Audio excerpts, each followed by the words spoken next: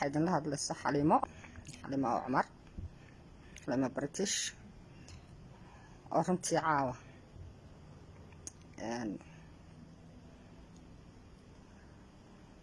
arrin ka yaabisay ay ku kaliftay inay videogaasi soo duubto. waxaan dhageystay anigoo gurigayga iska jooga salaadii cishaay ka baxay iska daawanaya facebooka daqiiqada ka hor waxaan dhageystay oo arko indhahayga madartay soo jiitay khadiija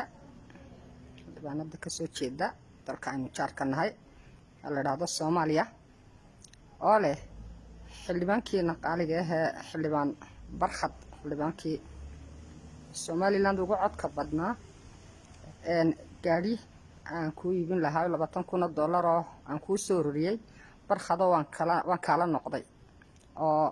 lacag meesha tirtiranaysa dib ma baqan waxa fahmi waayay lacagta ma guryaha lagu haystaa talo bangiyadii maxaa helay duniyada imika nidaamyo casri ah oo teleefankaaga yar baba laga maamulo account-yadaada kuwa gudaha ku leedahay kuwa dibadda ku leedahay baan ka maamulay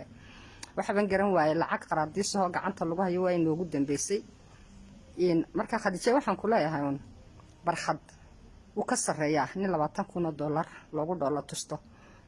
oo la yiraahdo maadaama Somaliland waxa ay xaq u leedahay aad sheegtay oo runtii sheegtay $20,000 baan kala noqonaya. waxaan ku leeyahay Khadiija $20,000 hadda sida aan ahay meel baan fureen mooyaan dhulkii lagu iibinay baabuurte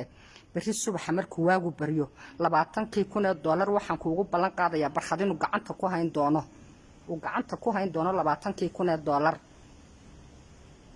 ya aniga oo xalimo ah bari toole waagu markuu bariyo ina farta ka saari doono barxad $20,000 ku oran maayo aniga bixinaya iyo cid baan ka soo ururinayo meeshani Somaliland baa la yiraahdaa $20,000 waxaan kuu sheegayaa bari waxa igu dharintu waagu bariyayo dhulkii madartay maxaan ku baabuurta lagu gadayay ama haddii uu dibadaha u diranayo dubay wax la mid ah dhanka sida uu jecel yahay barxad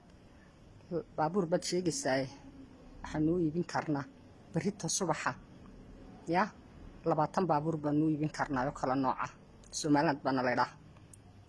markaasi barxadna waxaan leeyahay barxado oo degaarkay dadkaasi aynu jaarka nahay waxaan u malaynayaa inaad ka sareyso islaan shilmadoon haba u jawaabin baan ku oran lahaa islaan hagoog weyn baa lagu saani gareeyaa shilmadoon bay hagoogantahay aniguna shilmadoon baan hagooganahay kolka isku kaayada baan ku oran lahaa barxado adigu waad ka sareysaaba in dumarka sheekadooda soo gasho